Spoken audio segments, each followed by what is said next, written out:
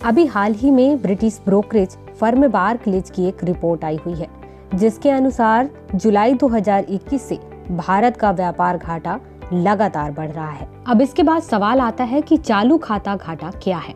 चालू खाता घाटा तब होता है जब किसी देश द्वारा आयात की जाने वाली वस्तुओं और सेवाओं का कुल मूल्य उसके द्वारा निर्यात की जाने वाली वस्तुओं एवं सेवाओं के कुल मूल्य से अधिक हो जाता है। सबसे पहले आपको यह जानना जरूरी है कि आयात क्या होता है, निर्यात क्या होता है।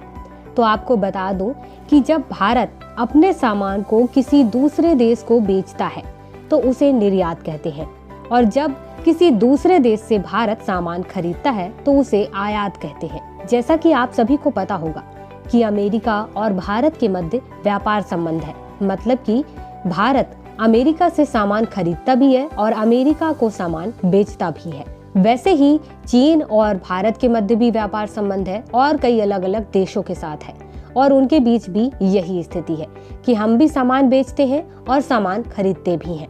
जब दोनों देश एक दूसरे से बराबर सामान खरीदना और बेचने वाला काम करते हैं तो ऐसी स्थिति को व्यापार संतुलन कहते हैं। अब यहाँ पर मान लीजिए कि अमेरिका से जो सामान है वो बहुत ज्यादा मात्रा में यहाँ पर बेचा जा रहा है या फिर यहाँ पर मंगाया जा रहा है, और उसके साथ ही इंडिया से जो सामान है वह वहाँ पर बहुत कम बेचा जा रहा है या फिर अमेरिका में बहुत कम मंगाया जा रहा है। तो ऐसी स्थिति में क्या होगा कि हमारे यहाँ का जो पैसा है वो खत्म होते जाता है, तभी तो हम अमेरिका का सामान खरीद पाते हैं। ऐसी स्थिति में हमें घाटा होने लगता है।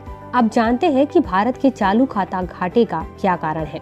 इसमें सबसे पहले नंबर पर है हमारे यहाँ आयात की जाने वाली तेल की मात्रा, क्योंकि हमारे यहाँ जितनी डिमांड है तेल की उसमें 85% तेल आयात किया जाता है, और इसी वजह से चालू खाता घाटे में बढ़ोतरी होती है। दूसरा कारण माना जा रहा है सोने का अधिक मात्रा में आयात करना। वो इस वजह से कि अभी त्योहार का सीजन चल रहा है और लोग सोने चांदी की अधिक खरीदारी कर रहे हैं, और जो कि बाहर से भी मंगाया जा रहा है। इस वजह से चालू खाता घाटे में बढ़ोतरी का एक कारण ये भी है।